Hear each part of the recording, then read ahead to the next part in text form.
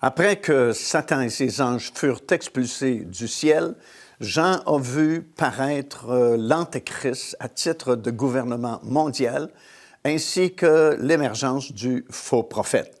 Alors, dans le 12e chapitre du livre de l'Apocalypse, comme nous l'avons étudié ensemble, il y a cette guerre qui a éclaté dans le ciel, et c'est bien le dernier endroit où on pensait avoir une guerre, mais Michel s'est levé avec les anges qui sont restés fidèles envers Dieu contre Satan, ses démons et ses anges également, et ils furent expulsés des lieux célestes.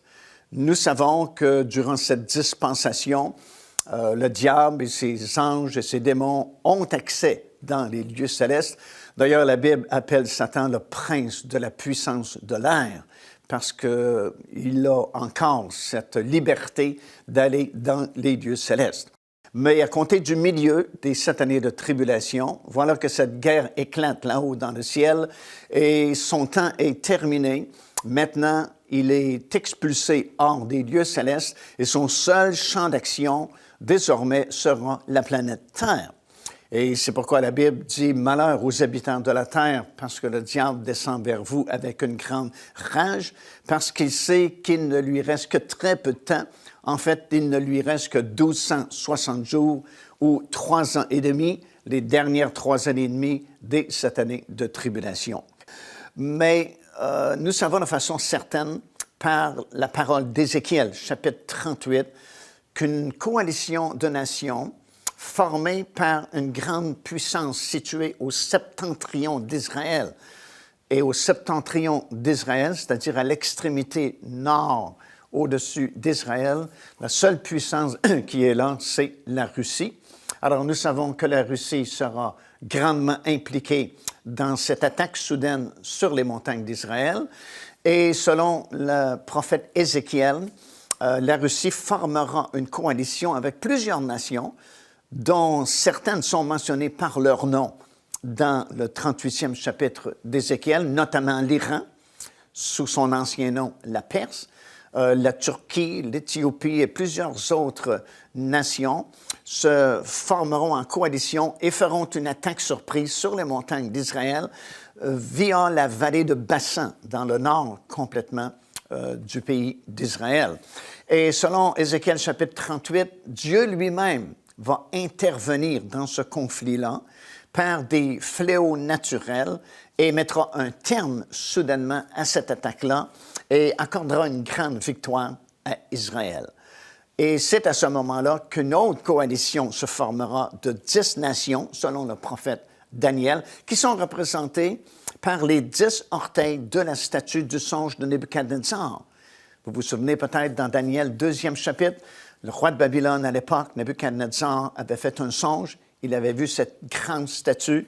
Et c'est Daniel qui va lui donner l'interprétation de son songe en lui expliquant que la tête d'or de la statue le représentait lui, ou du moins le royaume de Babylone, qui était le royaume en pouvoir à l'époque de Daniel sur toute la surface de la terre, suivi des Perses et des Mèdes, suivi d'un 3e empire, celui de la Grèce, puis d'un 4e empire, l'Empire romain, qui devait se diviser en 2 parties représentées par les 2 jambes de fer de la statue, disparaître de la circulation. Mais Daniel va nous expliquer que dans les derniers jours, ce 4e empire mondial, l'Empire romain, qui avait disparu, reviendra sous une forme différente, sous la forme de 10 rois ou 10 nations puissantes qui signeront, selon Daniel, des alliances humaines entre eux. Alors, c'est représenté, ces 10 nations-là, par les 10 orteils plutôt de la statue. Et c'est une coalition qui se formera de toute urgence à la suite de ce bouleversement-là qui se produira au Moyen-Orient, alors que cette grande coalition du Nord attaquera sur les montagnes d'Israël. Dieu va intervenir. Les 2 tiers de cette coalition seront mis en déroute. Et ce sera vraiment une grande catastrophe qui va affecter politiquement, économiquement, non seulement le Moyen-Orient, mais le monde entier, d'où la nécessité d'avoir cette coalition-là de 10 nations, 5 à l'ouest, et 5 à l'est, donc 5 nations européennes et 5 nations au-delà de la mer Méditerranée signeront des alliances humaines entre elles pour justement former cette dernière coalition pour assurer la paix maintenant et la sécurité aux habitants de cette terre. Alors, c'est le meilleur moment pour cet homme que la Bible appelle l'Antéchrist de faire son apparition, d'émerger pour confirmer cette alliance de paix et de sécurité pour une durée de 7 ans, comme Daniel le mentionne dans le chapitre 9 et le verset 27. Et tout naturellement, Israël, ça va être facile pour lui d'accepter cet homme comme son Messie parce que ce sera évident pour le monde entier que c'était Dieu qui était intervenu pour donner cette grande victoire à Israël contre cette coalition du Nord qui avait été formée contre lui. Donc, Dieu même mentionne par la bouche du prophète Ézéchiel dans le chapitre 38, Dieu, par la bouche de son prophète, dit « Le monde entier saura que c'est moi qui est intervenu. » Alors, bien sûr, notamment en Israël, on saura que c'est l'Éternel qui est intervenu, comme il intervenait autrefois dans des batailles dans l'Ancien Testament contre les Syriens et ainsi de suite. Souvent, Dieu est intervenu pour accorder une grande victoire à son peuple, à Israël. Il le fera de nouveau à l'occasion de cette attaque surprise sur les montagnes d'Israël. Et bien sûr, en Israël, ils sauront que c'est une intervention divine. Alors, quel meilleur moment pour cet homme, cet imposteur, de faire son apparition, prendre le crédit de cette victoire-là, se proclamer le Messie d'Israël, le Sauveur d'Israël, et nous savons qu'Israël, malheureusement, acceptera cet homme comme son Messie. Jésus avait bien dit dans l'Évangile de Jean, « Moi, je suis venu au nom de mon Père, et vous m'avez rejeté. Un autre viendra en son propre nom, et vous l'accepterez. » Alors, nous savons qu'Israël va accepter cet homme comme son Messie, comme j'ai mentionné il y a quelques instants. Et tous ces événements, vous savez, sont très proches de nous, puisque tous les autres signes mentionnés dans la parole du Seigneur, pour nous prévenir de la proximité du retour du Seigneur Jésus-Christ, sont désormais accomplis. Autant dans l'Église, autant chez les nations du monde, autant en Israël. Et tout ce qui reste à venir, vraiment, c'est cette confirmation de cette alliance pour une durée de 7 ans. Et comme nous l'apprenons, et comme je viens de mentionner, cette confirmation ne peut pas être signée avant que cette catastrophe n'arrive au Moyen-Orient pour provoquer justement la coalition des 10 nations et provoquer cette signature d'un traité de paix. Alors, à ce moment-là, ce sera la première apparition de l'Antéchrist, la première révélation de l'Antéchrist pour l'Église, parce que, comme j'ai mentionné, nous devons le voir avant que la trompette ne sonne pour l'enlèvement des croyants. Et Daniel a même précisé qu'il viendrait d'une certaine région en particulier, la région de l'ancien territoire de l'Assyrie. Aujourd'hui, l'Assyrie, l'Irak, font partie de cet ancien territoire-là qu'on appelait au temps biblique l'Assyrie. Et c'est dans le 8e chapitre du livre de Daniel que nous commençons cette révélation-là de l'origine de l'Antéchrist, puisque dans le 8e chapitre du livre de Daniel, nous avons cette vision du bouc et du bélier. Le bouc représente la Grèce et la grande corne du bouc représente son leader. À l'époque, c'était Alexandre le Grand. Et le bélier, qui avait 2 cornes, bien sûr, représente l'empire des Perses et des Mèdes. Et les 2 cornes représentent les 2 empereurs, celui de la Perse et celui des Mèdes. Et les 2 foncent l'un sur l'autre au-dessus de la mer. Et la grande corne fut brisée soudainement, symbolisant la mort soudaine d'Alexandre le Grand. Et effectivement, Alexandre le Grand est mort soudainement dans sa tente à Babylone, à l'âge, je pense, de 30 ans ou 33 ans. Alors, soudainement, Alexandre le Grand est disparu. Et la parole de Dieu nous informe qu'à partir de ce moment-là, à partir de la mort d'Alexandre le Grand, son empire fut divisé parmi ses 4 principaux généraux. Alors, le grand empire d'Alexandre le Grand a été divisé en 4 parties: l'Égypte, la Syrie, la Thrace, qui est la Turquie moderne, et la Macédoine, qui est la Grèce. Et puis, Daniel a vu une petite corne sortir de l'une de ces 4 cornes-là. Parce que quand la grande corne qui symbolisait Alexandre le Grand fut brisée, 4 cornes ont sorti de cette grande corne-là, représentant les 4 territoires parmi lesquels ont été divisés le grand empire d'Alexandre le Grand. Et un peu plus tard, nous apprenons que Daniel a vu une petite corne sortir de l'une de ces 4 cornes-là. Et cette petite corne, c'était l'Antéchrist. Alors, nous savons que l'Antéchrist doit sortir de l'un ou l'autre de ces 4 territoires-là, soit l'Égypte, soit la Syrie, soit la Turquie ou soit la Grèce.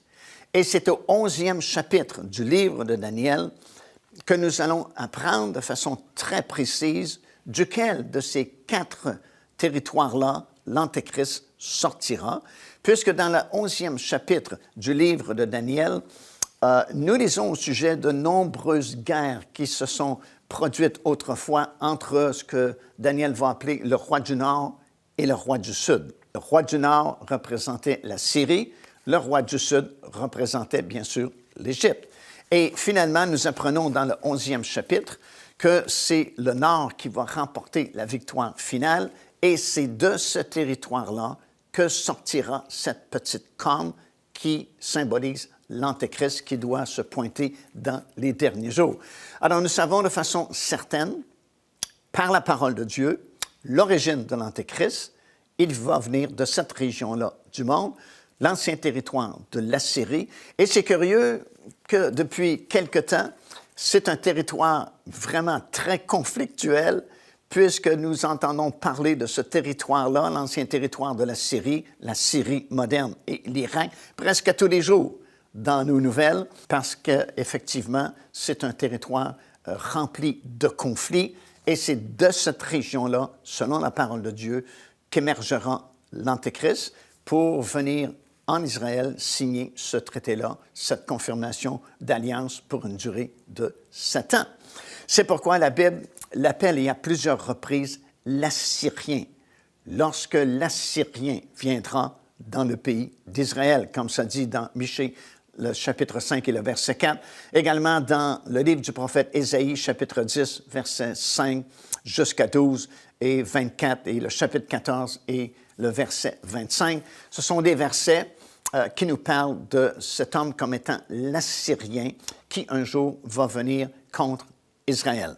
Alors, nous savons de façon certaine, et c'est bon de savoir ça, parce que ça évite beaucoup de confusion, alors que beaucoup de personnes vont prédire que l'Antéchrist, c'était Kissinger, c'était Obama, ou c'était le pape, ou c'était d'autres personnalités.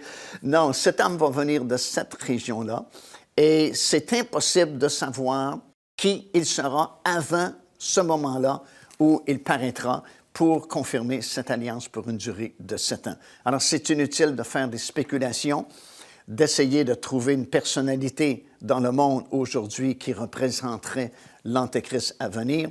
C'est impossible. On ne peut pas le savoir de cette façon-là.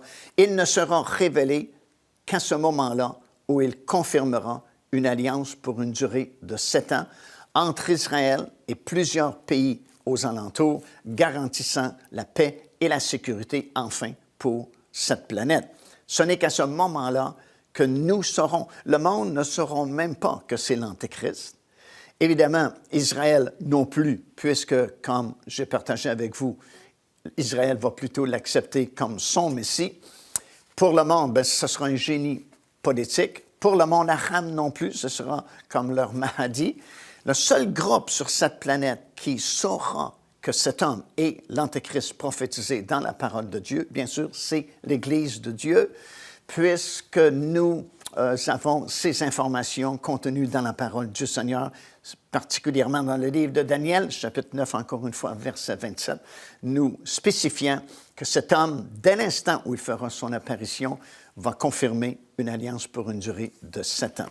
Comme j'ai mentionné aussi précédemment, il ne faut pas attendre la confirmation de ce traité-là pour se préparer afin de faire partie de l'enlèvement des croyants dans ces derniers jours, puisque dans Matthieu chapitre 25, alors que le Seigneur va donner cette parabole des 10 vierges qui représentent son Église dans les derniers jours, ce n'est qu'au cri de minuit, finalement, que ces vierges se sont réveillées et c'est un signal qui a été donné. Et souvenons-nous, dans Thessaloniciens, Paul va enseigner concernant l'enlèvement de l'Église et il va bien dire à un signal donné à la voix d'un archange et au son de la trompette de Dieu.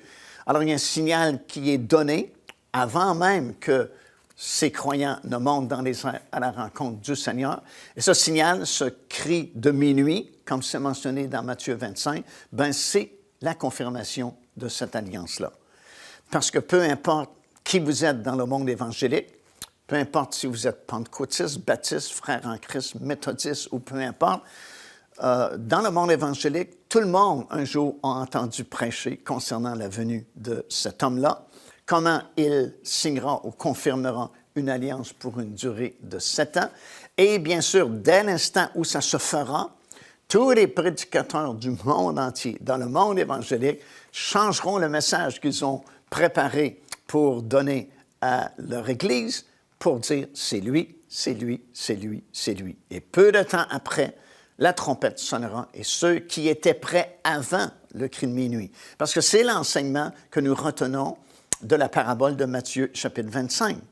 Ce n'est qu'après le cri de minuit que toutes ces vierges se sont réveillées, mais ce n'était pas un réveil conventionnel où des âmes sont sauvées, des miracles sont accomplis, des signes, des prodiges sur cette terre, mais ce sera un réveil de constatation de sa condition spirituelle. Ce n'est qu'après le cri de minuit que les vierges insensées ont réalisé qu'elles n'avaient plus d'huile dans leur lampe. Avant le cri de minuit, elles ne savaient même pas qu'elles n'avaient plus d'huile dans leur lampe. C'est le cri de minuit qui a permis à ces vierges de se réveiller et de constater leur condition spirituelle. Alors, c'est pourquoi c'est très dangereux d'attendre la confirmation de cette alliance, parce que désormais, dès l'instant où cette alliance est signée, il sera trop tard pour se préparer, pour faire partie de l'enlèvement de l'Église du Seigneur Jésus-Christ. Ça ne veut pas dire que les vierges insensées ne sont plus sauvées, mais elles ne feront pas partie de l'enlèvement de ceux qui s'étaient préparés avant, justement, le cri de minuit ou avant la confirmation de cette alliance. Alors, nous savons par la parole de Dieu de façon certaine d'où viendra cet homme, son origine. Il va venir de ce territoire, justement, qui est en plein conflit à notre époque, dans notre génération, et nous savons que c'est pour bientôt désormais. Alors, si nous revenons dans le 13e chapitre du livre de l'Apocalypse, et dès le premier verset, comme j'ai mentionné précédemment, Jean a vu sortir de la mer cette bête avec 7 têtes et 10 cornes, qui représentait l'Antéchrist qui, au milieu des 7 années de tribulation, finalement réussit à devenir le gouvernement mondial. Il a 7 têtes parce que les 7 têtes, nous apprenons dans le livre de l'Apocalypse, ces 7 têtes représentent les 7 empires mondiaux qui se sont succédés à partir du premier, le royaume de l'Égypte, jusqu'au 7e, que je vais vous expliquer dans quelques instants, et qui ont été en relation avec Israël. Alors, les 7 têtes sur cette bête-là qui sort de la mer représentent les 7 empires mondiaux qui ont eu des relations avec Israël. Tout d'abord, l'Égypte. Deuxièmement, l'Assyrie. Troisième royaume a été Babylone. Le 4e, celui des Perses et des Mèdes. Le 5e fut la Grèce. Le 6e, l'Empire de Rome. Et le 7e, on peut l'appeler Rome revisité, puisqu'il est le 7e empire mondial, formé de ces 10 nations-là qui feront une coalition ensemble pour former un 7e empire mondial.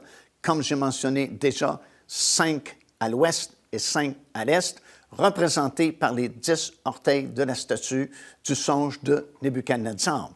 Alors, Rome a été divisé en 2 parties, représentées par les 2 jambes de fer de la statue. Le côté ouest, avec Rome comme capitale, et le côté est qui est devenu le côté byzantin, avec Byzance qui est devenue la capitale du côté est de l'Empire, qui aujourd'hui s'appelle Istanbul. Et dans les derniers jours, il y a ce 7e empire mondial qui fera surface, et il y aura 5 nations sur l'Ouest et 5 nations sur l'Est qui feront une coalition ensemble. Daniel explique dans son livre que ces nations-là feront des alliances humaines entre elles pour former justement cette coalition-là, pour empêcher une catastrophe encore plus grave d'arriver sur cette planète, comme je mentionnais précédemment. Et les 10 cornes sur cette bête-là qui sort de la mer, tel que Jean l'a vu dans le 13e chapitre du livre de l'Apocalypse, représentent justement les 10 rois de la fin qui formeront ce 7e empire mondial. Et nous apprenons dans les Écritures qu'au milieu de ces 10 cornes, qui représentent les 10 nations de la fin, qui feront une coalition très rapide pour éviter une catastrophe encore plus grande pour la planète, bien, du milieu de ces 10 cornes va sortir une petite corne, encore une fois, qui symbolise l'Antéchrist qui va émerger du milieu de ces 10 cornes-là. Alors, on avait expliqué précédemment que la petite corne sortait de l'une de ces 4 cornes-là qui représentaient les 4 territoires à la suite du décès d'Alexandre le Grand. 4 territoires, ces 4 territoires avaient été divisés parmi ces 4 généraux, principaux généraux, et de l'un de ces 4 territoires-là, l'Antéchrist devait émerger. Bien, ici, nous apprenons que ce même Antéchrist émerge également du milieu de ces 10 nations-là. Ce que nous apprenons par ce texte-là, c'est que les 10 nations doivent être formées avant l'apparition de l'Antéchrist afin de confirmer cette alliance pour une durée de 7 ans. Alors, voilà cet homme qui fait son apparition, confirme cette alliance-là. Il sera d'abord établi à Babylone. Nous lisons dans Ésaïe chapitre 14 et le verset 4, ainsi que Apocalypse chapitre 11 et le verset 2. Ce sera son premier lieu où l'action se déroulera. 3 ans et demi plus tard, nous savons qu'il déménagera ses quartiers généraux à Jérusalem, puisque justement dans Apocalypse chapitre 11 et le verset 2, nous apprenons qu'au milieu des 7 années de tribulation, il réussira à contrôler la ville de Jérusalem, qui sera divisée à ce moment-là, et laissée sous le contrôle de l'Antéchrist pour 1260 jours, comme il est écrit dans ce 11e chapitre du livre de l'Apocalypse, c'est-à-dire les 3 dernières années et demie des 7 années de tribulation. 3 ans et demi plus tard, il réussit à devenir le gouvernement mondial, comme j'ai expliqué précédemment. Lors de son inauguration, certainement qu'il y aura grande cérémonie d'inauguration, cet homme devient le gouvernement mondial et la foule va se rassembler. Et voilà que quelqu'un parmi la foule va émerger et va tuer cet homme, va assassiner l'Antéchrist par un coup d'épée. Alors, nous lisons ça dans Apocalypse chapitre 13 et au verset 3, ainsi que dans le chapitre 14, où le mot « épée » est bel et bien mentionné. Vous ne pouvez pas tuer un empire avec un coup d'épée. Vous ne pouvez pas tuer ou assassiner un royaume avec un coup d'épée. Alors, il s'agit bien de la personne de l'Antéchrist qui sera assassinée et reconnue comme morte. Cependant, la Bible va nous expliquer, dans Apocalypse chapitre 17 et au verset 8, qu'il remontera de l'abîme. Alors, c'est-à-dire, voilà le scénario, ce qui va se produire, quelqu'un dans la foule va émerger et va tuer cet homme avec un coup d'épée. Cet homme va tomber par terre, reconnu comme mort, va descendre dans le séjour des morts, dans l'abîme, comme tous les morts qui ne sont pas morts juste ou en Jésus-Christ font, descendre dans le séjour des morts, dans l'abîme. Mais la parole de Dieu nous affirme qu'il va remonter de l'abîme. Alors, c'est comme s'il revient à la vie, à la stupéfaction du monde entier. Et à partir de ce moment-là, il n'est plus une personne tout à fait normale. Cet homme va devenir une personne hybride, comme nous appelons aujourd'hui, partie naturelle, partie surnaturelle. Alors, c'est pourquoi personne ne pourra tuer à nouveau l'Antéchrist. Et c'est pourquoi lui et le faux prophète, lisons-nous, à la fin, ils seront jetés vivants dans l'étang ardent de feu. Parce que l'Antéchrist et le faux prophète seront des personnages surnaturels à partir du milieu des 7 années de tribulation. Et c'est pourquoi les gens seront étonnés. Et à ce même moment, on voit ce deuxième personnage qui fait son apparition soudainement, sans crier gare. La Bible l'appelle le faux prophète carrément. Alors, il y a 2 personnages surnaturels qui existeront pendant les dernières 3 années et demie des 7 années de tribulation. L'Antichrist qui a été assassiné, mais qui est remonté de l'abîme, et le faux prophète qui lui-même monte de la terre. Et ces 2 personnages-là contrôleront la planète Terre pendant 1260 jours exactement, les dernières 3 années et demie des 7 années de tribulation. À ce moment-là, l'Antéchrist, qui jouit d'une popularité extraordinaire et de la stupéfaction des gens par le monde entier, s'autoproclamera Dieu.